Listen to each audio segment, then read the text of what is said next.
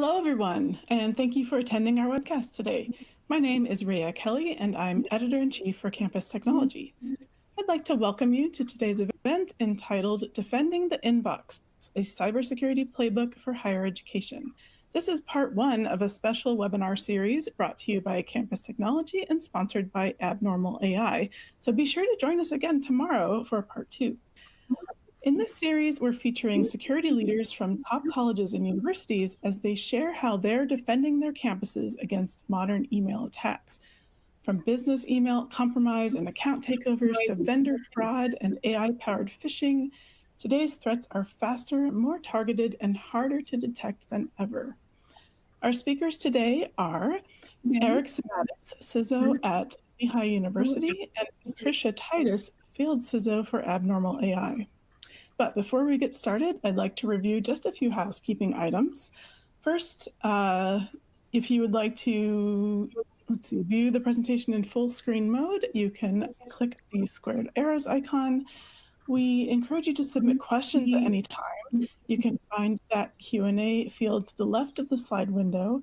Type your question in there, hit submit, and we will field those questions at the end of the presentation. If you have any technical difficulties during the session, look for the question mark icon at the bottom of the presentation console and click there for technical assistance.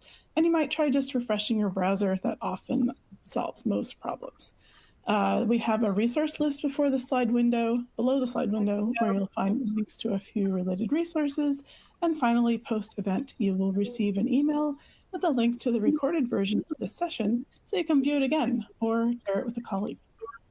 And now, without further ado, I will hand it over to Patty. Great, thank you so much. Looking forward to today's discussion. So, Eric, why don't we start off with you introducing yourself, your role, give us a quick snapshot of your campus and the environment that you support. Sure, so my name is Eric Samatis, and I'm the Chief Information Security Officer at LeHigh University, which is a medium-sized R1 institution about an hour and a half north of Philadelphia and about an hour and a half west of Manhattan, and in the Lehigh Valley. And we were about 7,000 undergrad students, a couple thousand graduate students. We have a big focus in research, particularly related to engineering and traditional sciences, and I have a team of about 8 people who serve to provide identity services and information security kind of protection services across the entire campus. Oh, you've got a big remit there. So having been a CISO for 25 years in both public and private sector, I'll openly admit I never made it into higher education or academia. So this will be a really interesting and relevant conversation for me to hear today. So thank you so much for offering to share some information. You know, there's this 2-letter word that's in everybody's vernacular these days called AI. So we're going to chat a little bit about that. But before we dive into that,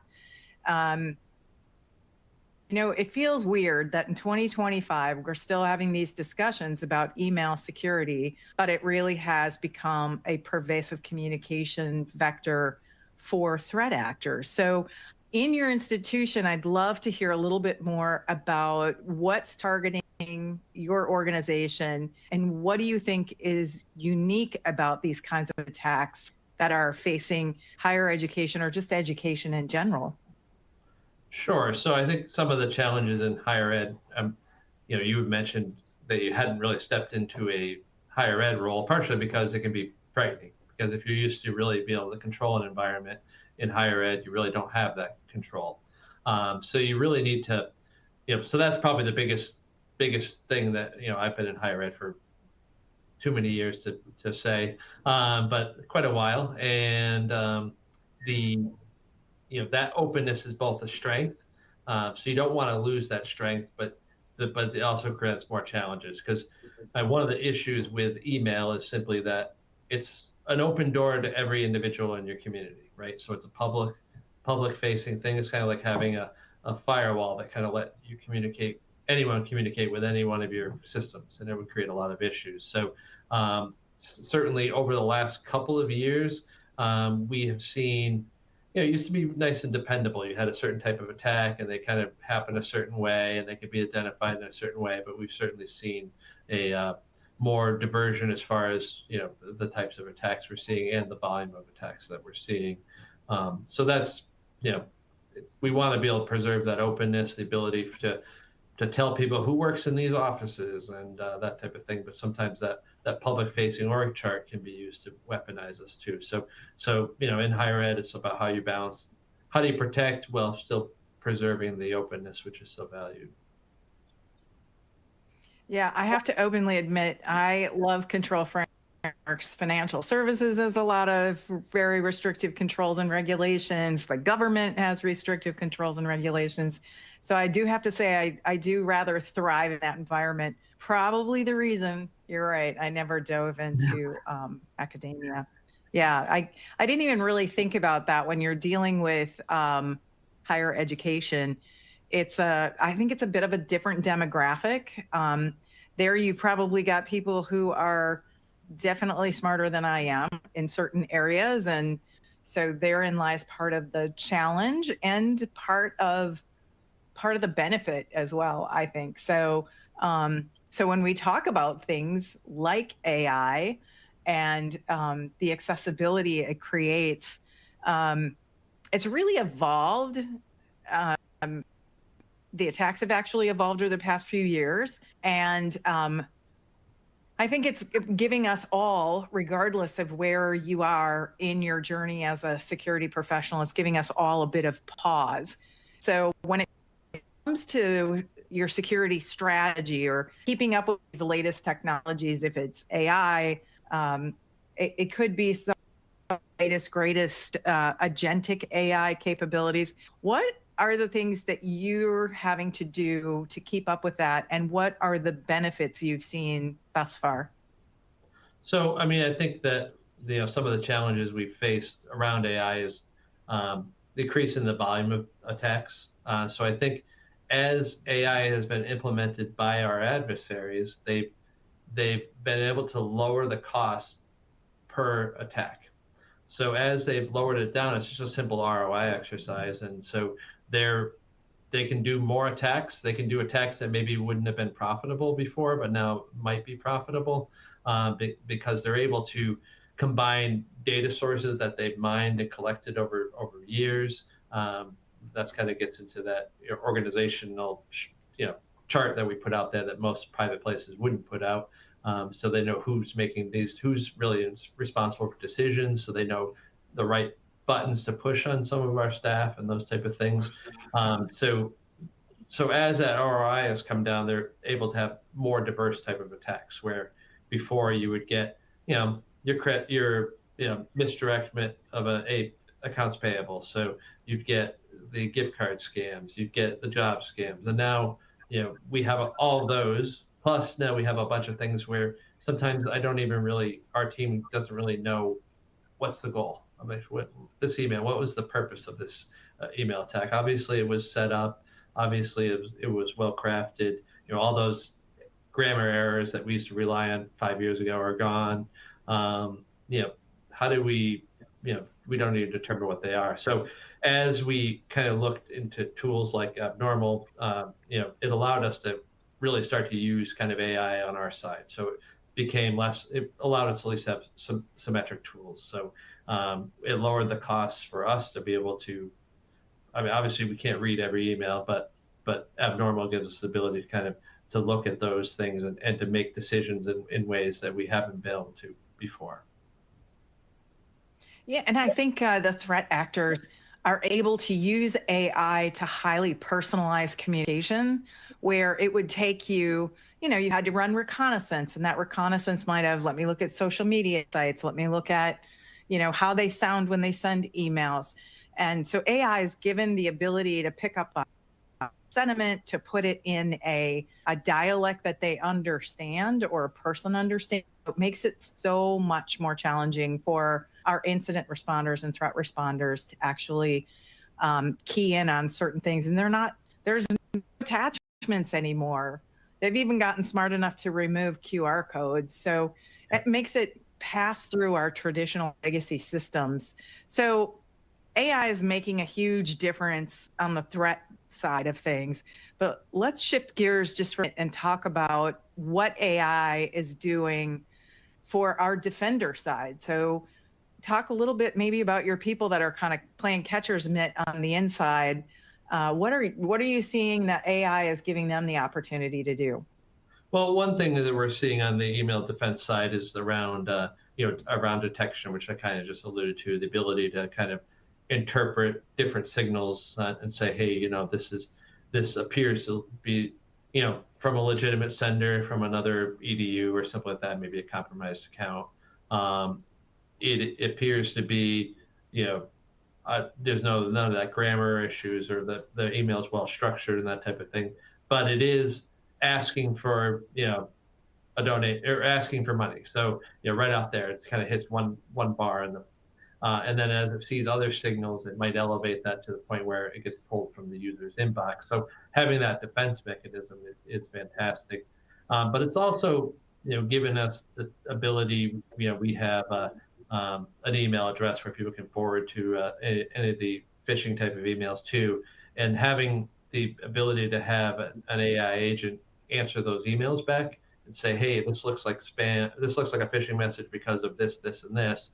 That gives real-time, highly relevant training to all of our users who use that service. So the more people that forward it in there, not only do they get a response at 12:30 at night, if that's when they're forwarding the email, but they also get a lesson to recognize phishing attacks, because it's telling them this part and this part and this part are all, the sender was invalid, the link was asking for money, it was trying to use urgency to create you to take action. So having all those things actually helps elevate the kind of service provided to all of our users.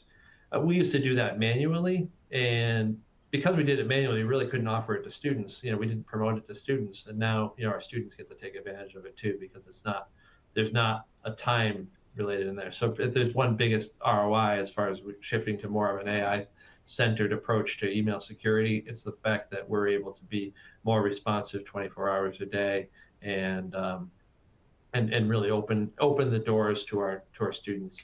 And then the other factor we're using is around the phishing training, which, with the specific to Abnormal's tool, because it does have an understanding of every user, we've seen really context appropriate type of testing. So people in IT might get something from GitHub or Duo, because we use Duo, where people outside of IT would get something from, let's say, accounting firm, or if they're accountants, or things that are more context sensitive for them. So that's given us the ability to provide even more safe training spaces for folks to use as well. Yeah, I know my teams used to spend countless hours trying to come up with a simulation, and it would really have like 10% applicability to all of our employees, and the other 90% were, well, of course this is phishing, it has nothing to do with me, and I never make accounts payable. So today, now using AI and behavioral analysis is like really adding a depth and an optimization and efficiency that we haven't seen before. So thank you about bringing that up. That was really great, Eric. So I know universities are really complex ecosystem. You have students, you have faculty, researchers, finance teams. I mean, you mentioned it. Everybody's got a different risk profile. And so how does that complexity shape your email security strategy? It sounds like it's pretty well thought out. But since these groups interact with email differently, like your accounting and finance are obviously going to be paying bills or receiving invoices or helping students with student loans, how are you tailing awareness? And I think you talked about it a little bit on the AI phishing coach, but how are you tailoring it any other way? And do you think it's working to shape that user behavior, or seeing a decrease in the number of emails coming into your analytic team to look at, the people who happy clickers, that would be me. If it looks suspect, I'm hitting the click the fish link. Yeah, well, I mean, certainly in our position, we can't get fished. So it's feels like it's a career-ending scenario every time we get an email. So I mean, my general advice to people is never click a link in an email, and I try to live by that rule. But there's a lot of advantages for clicking links in emails. So I understand that not everyone can kind of have that approach. But I think a number of things as far as we look at strategy. I mean, before we were really focused on, step one that we got was be able to provide protection for the students.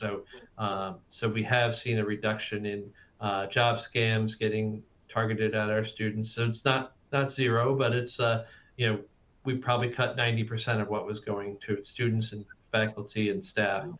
So that overall, we were Google workspace shop. So Google has to prioritize the delivery of valid mail. So almost intentionally, they let through a lot of email that's kind of, we don't know. We'll let something else make the decision. So having another technology in the loop that kind of takes a look at it, and it's focused more on security than deliverability, allows us to kind of be more aggressive. And so, I estimate 90% or more of our malicious emails externally are getting blocked. So much so now it seems like the phishing we do is predominantly what we're getting, not the real phishing, which is a good place to be. Additionally, beyond that, our focus traditionally has been on who are the people that are most targeted at the university. So leadership, accounts payable, bursars, financial aid, bursar's office, those people who handle funds and those type of things. So, one of the features which I think is real helpful is around, we can mark people inside of Abnormal that are VIPs. So be able to have kind of a quick dashboard of that, has been useful. The ability to get a report on who are the most targeted or targeted users, who's receiving the most kind of attacks against them that are getting caught. And what we're seeing there is a lot of our retirees. So, a population which maybe we said, well, not really a high priority. Now we're changing our security strategy because we need to protect them. And when they call and say, hey, it seems like, all these additional security things are difficult for me, I can explain to them, well, we're seeing a lot of evidence against attacks against this specific community. So we have to move.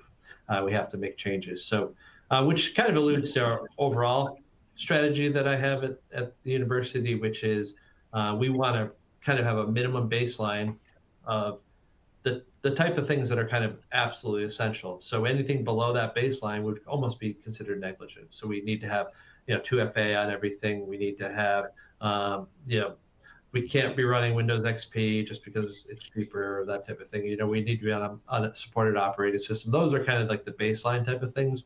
And when we see something kind of break through, we need to be able to respond quickly to those things. So we try to keep the interruption to the community, the interruption of that openness, and that ability to feel like a university should, and the cost all at a minimum level. And then when we see kind of things erupt through, we need to be able to respond quickly to those things. So it has been helpful to kind of have that approach where we can maintain that cybersecurity strategy across the university, and specifically deal with the vector of email security. Right.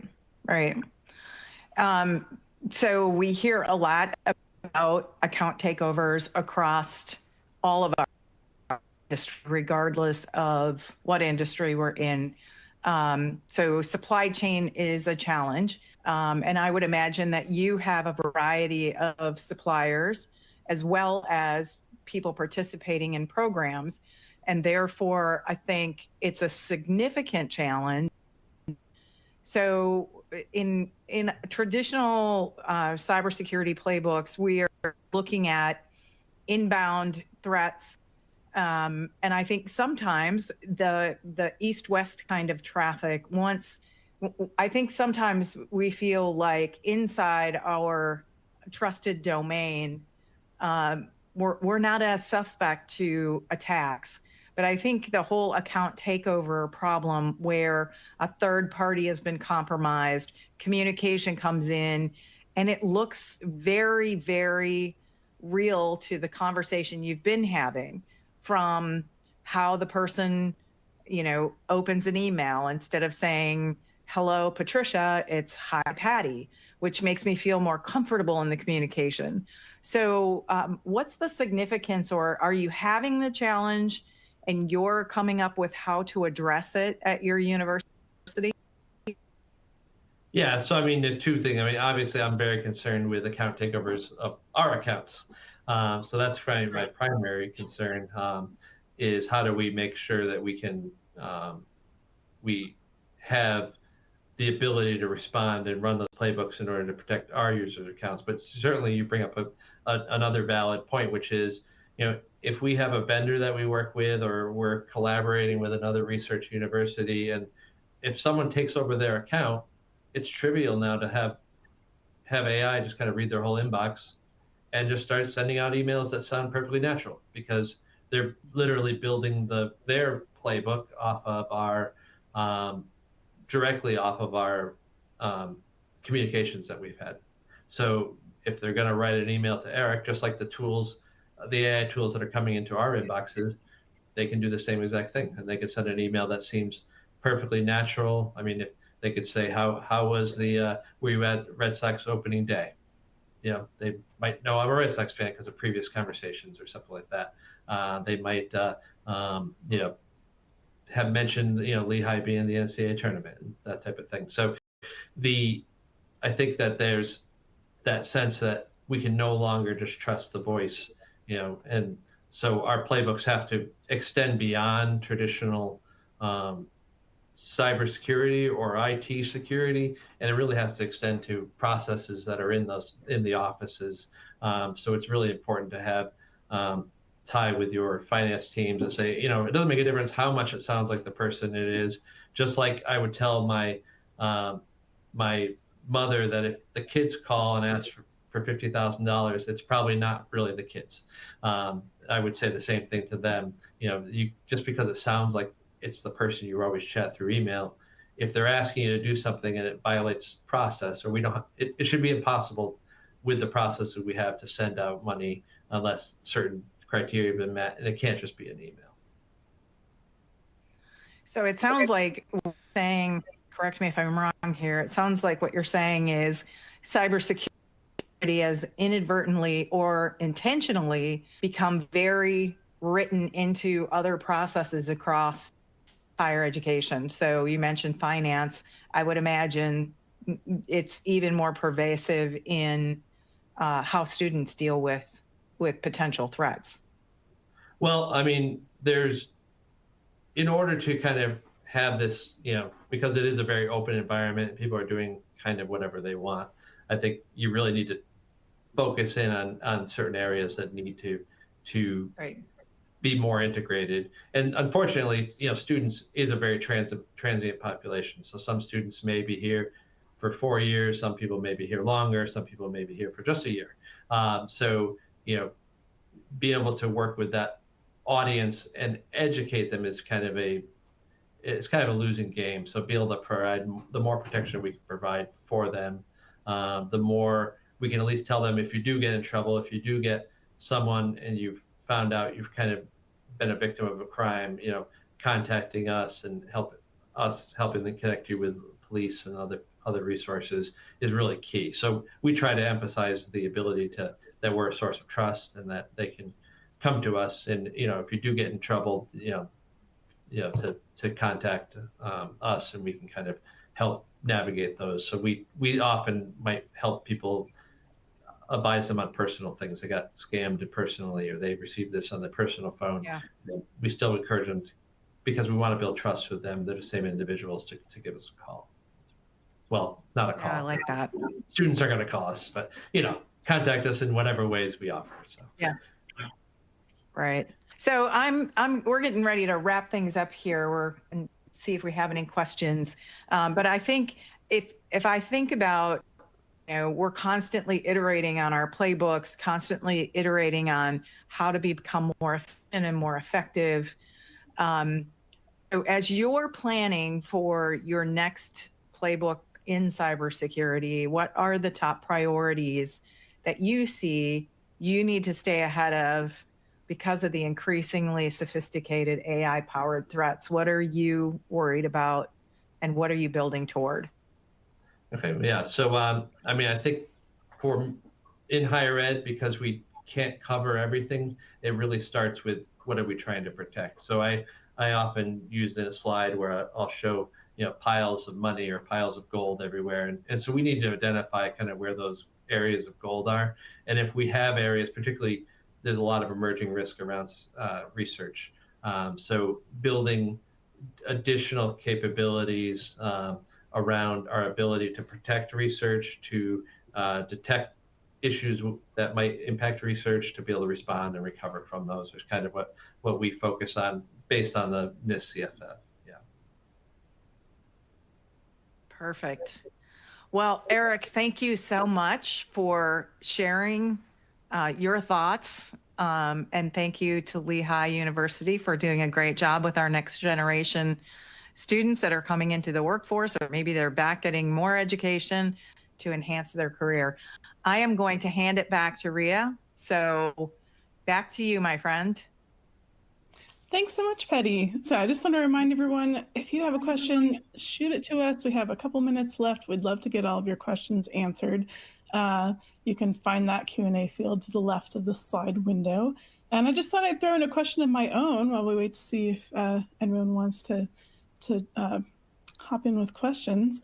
So there's a quote that has been floating across my desk from the recent RSA conference, and I believe it was from a SANS Institute keynote that was something to the effect of every cybersecurity threat today is now an AI threat.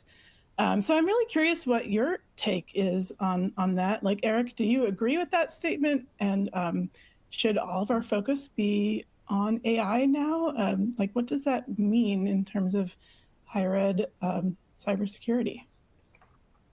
Well, I think,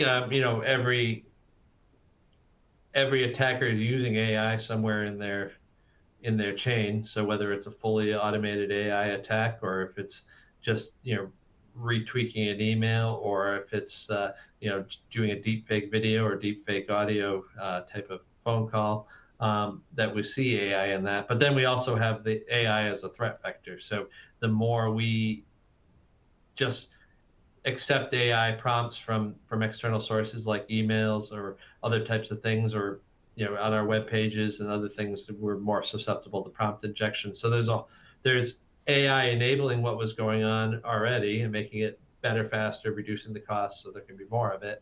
And then there's AI as a new kind of threat vector. So it's certainly something that has to be addressed across both of those domains. Mm-hmm. Yeah, I'm gonna pile on. I agree with Eric 100%. I think I would add a caution tone. Having been a practitioner for 25 years, we can't forget the legacy stuff, because if we take our eye off of that, surely someone's going to find a weakness in yesterday. While we're so focused on AI capabilities, other things that are in our environment, unfortunately, we all carry tech debt in our legacy systems.